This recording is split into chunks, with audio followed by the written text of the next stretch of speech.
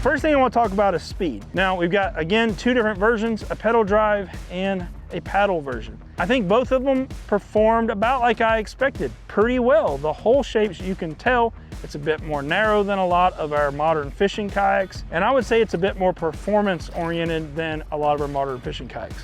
The wider you get and the shorter you get in a kayak, the slower it's going to be.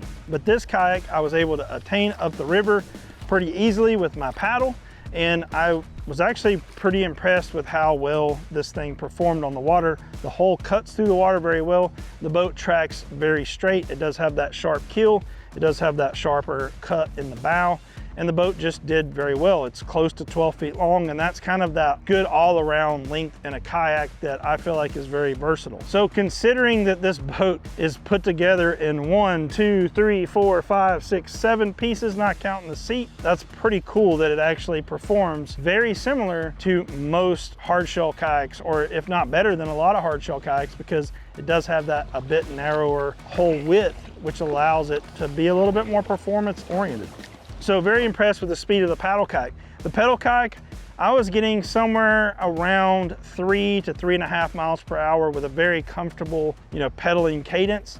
We did have some wind out on the water today when I took this one out earlier. I have taken it out before. There's been some changes that were made between the two models, so you may see some shots of that previous version in this review, but the version that I have now is more what is going to be coming from the factory and how you would be buying this boat. And that pedal drive is smooth, and I felt like it moved the boat very well and very comfortably at a very easy cadence at around 3 miles per hour.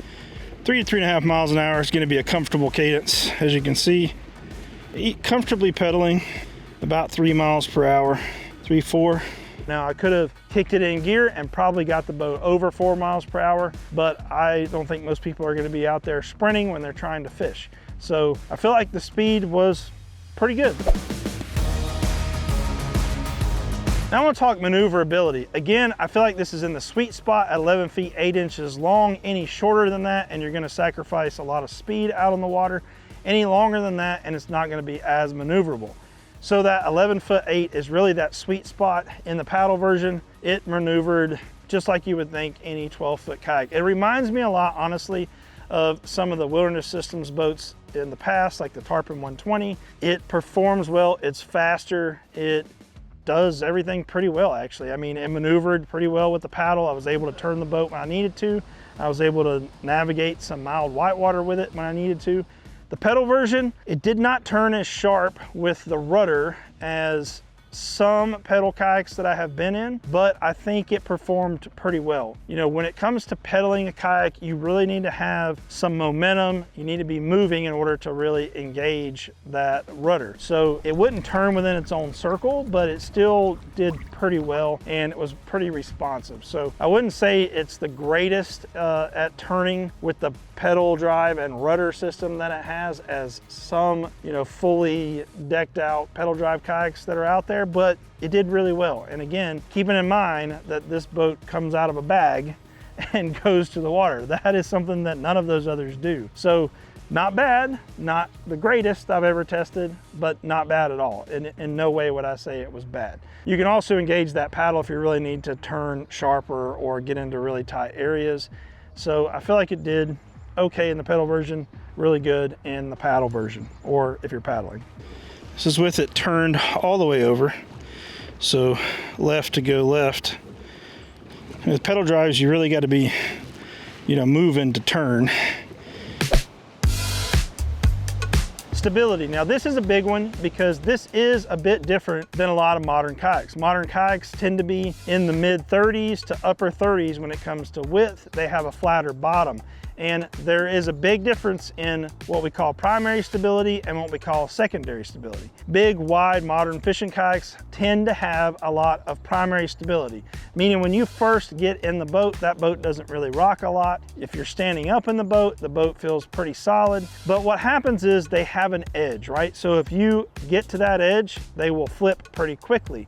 Whereas this one leans more towards secondary stability and doesn't have as much of that primary stability. So if you're used to a big wide fishing kayak, you're coming from something like the Bonafide PWR or XTR or a big rig from Jackson Kayak, or really any of those big modern wide fishing kayaks, this is not gonna feel the same as those boats. You're gonna have a lot more rock in the hull from side to side, but it's gonna actually not turn over once it hits that edge as quick, if that makes sense.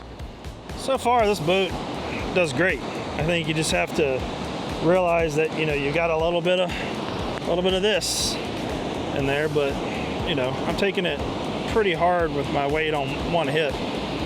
It's got secondary stability. You just have to understand that going into it and know what to expect. Now, when it comes to standing in the boat, they are going to be providing especially the pedal drive version is going to come with a stand assist strap, which is going to primarily help you get up and down because the seated position is quite low in this kayak. And again, with a kayak that is leaning more towards that secondary stability, the lower you can keep your center of gravity, obviously the safer and the more stable you're going to feel. So if it had a higher seat position, you might feel more tippy. So it is a trade-off. If you want a kayak that you can stand in, this would take a little bit of practice to get used to standing in. I did stand in it, but for the most part, I did stay seated and fish that way, mostly because the seat position is pretty low. But that stand assist strap, if you have the pedal drive version, you have a handle here you can attach it to. If you have the paddle version, you would have some type of bar that it's going to be attached to. And that's going to help you get up and down a lot more, especially with that lower seated position. You can stand in it. I'm not saying that everyone will feel comfortable standing in this boat. Again, not as much primary stability as a lot of the big, wide, modern fishing kayaks that approach 40 inches in width, but not bad either. I felt very comfortable fishing out of this, especially from the seated position.